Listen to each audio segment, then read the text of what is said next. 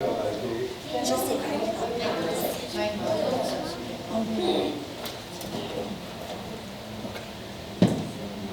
everyone hear me? Okay, awesome. All right, thank you everybody for coming. For those of you who don't know me yet, my name is Michael Vineyard. I'm a library assistant here at Cesar Chavez. Welcome to the 2019 Corona High School graduation. We're going to go ahead and start this just like we started things back in school. If everyone could please stand with me, we're going to do the Pledge of Allegiance.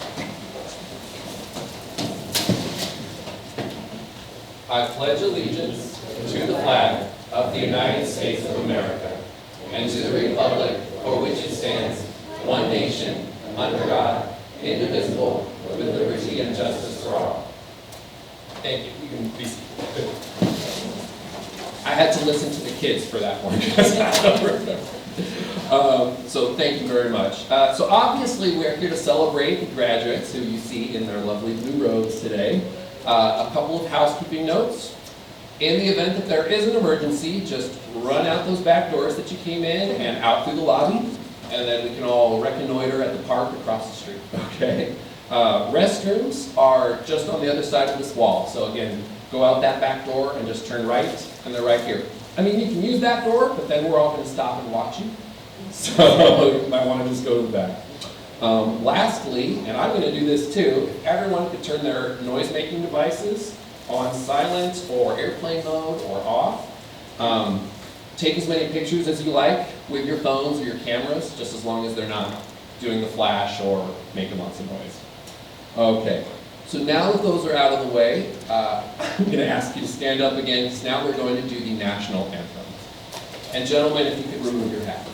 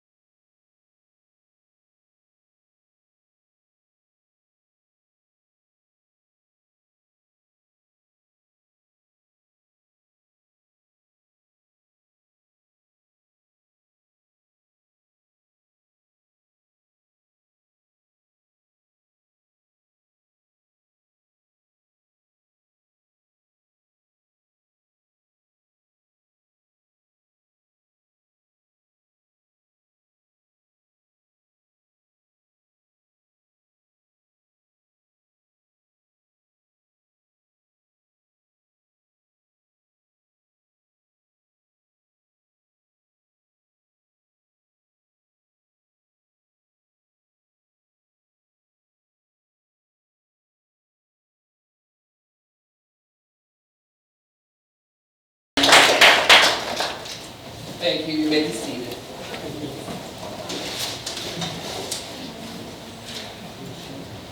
That was Mr. Sam Moore, because I know you don't want to hear me singing that.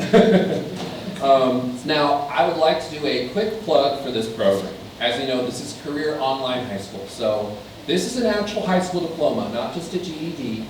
And the entire program is online. So for those of you who are interested in this room, please talk to me after, or better yet, talk to your graduates, because they can tell you all the details and the nitty-gritty of this program. But I want to stress, it's completely free and online. So all you need is your library card and a computer. And the library has computers too. So if you don't have one at home, you can use those here. So now, I would like to introduce our speaker today. You already met John earlier. John Alita is the Community Services Director for Stockton and San Joaquin. And he's going to say a few words for us now. Thank you, John.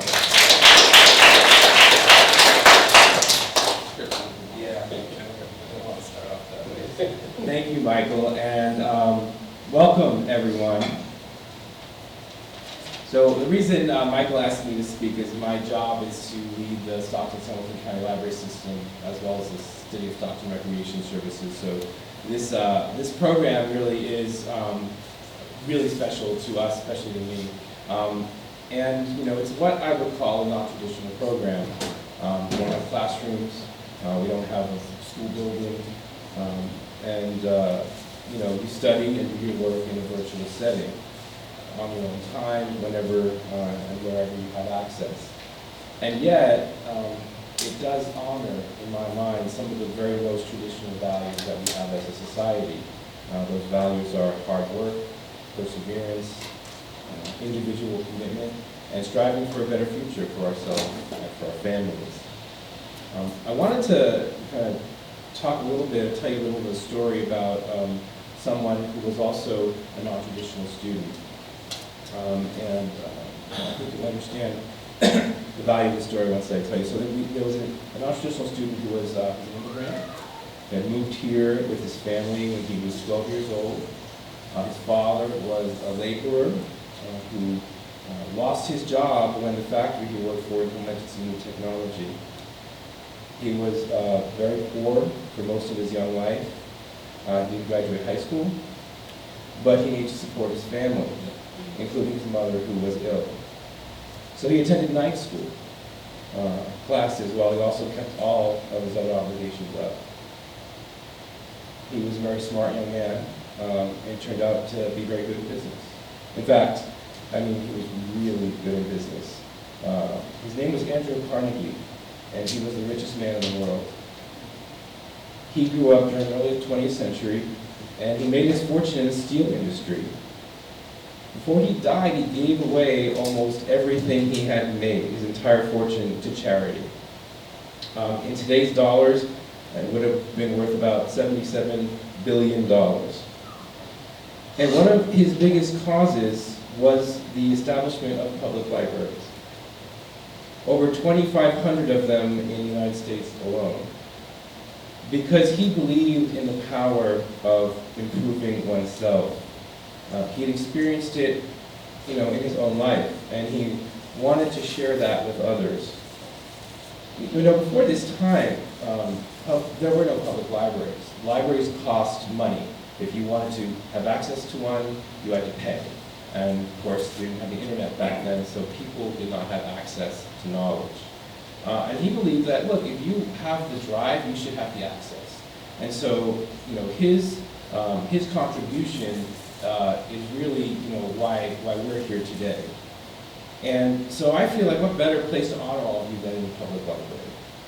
And I'm sure Andrew Carnegie would really have enjoyed seeing what we're here to do today. And you know, the library's been called the People's University for a reason, because you know, we surround ourselves with knowledge and the belief that we can take individual opportunity to access that knowledge. So I appreciate you all coming today. I appreciate you graduates and your families and friends and all your other supporters.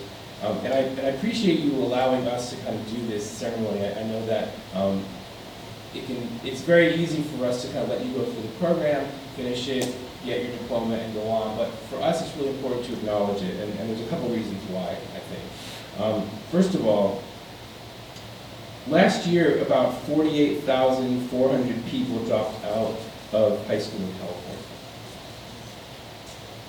And while our graduation rates have improved, over 25% of students still do not graduate in this state. But not you. You guys decided to take action. And you didn't just decide to take action, you didn't just have the experience that maybe more traditional students have, teenagers who live at home and don't have to pay the rent or buy groceries or go to a job. You all have busy lives already. You have children, you have families, you have jobs, and yet you made the time and the commitment to yourselves to accomplish this goal. And to me, that's really inspiring. And,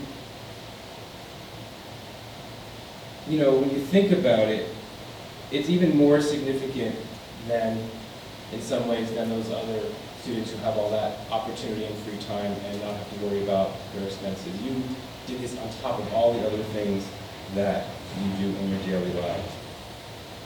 And, look at this program. If anybody's read it, you all graduated with honors, which I think is fantastic. So congratulations to all of you for those great achievements.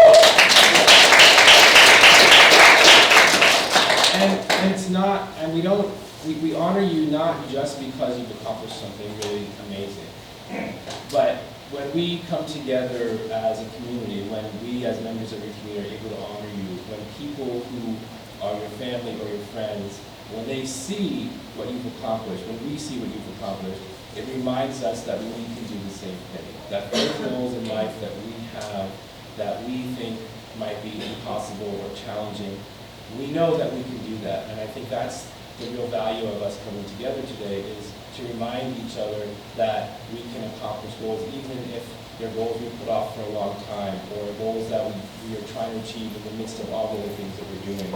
So again, I'm so glad that you kind of allowed us to be present and to honor you in your graduation. So what we ask of you is simply that you pay it forward, like anything in life. Tell people about the program if you feel it benefits them.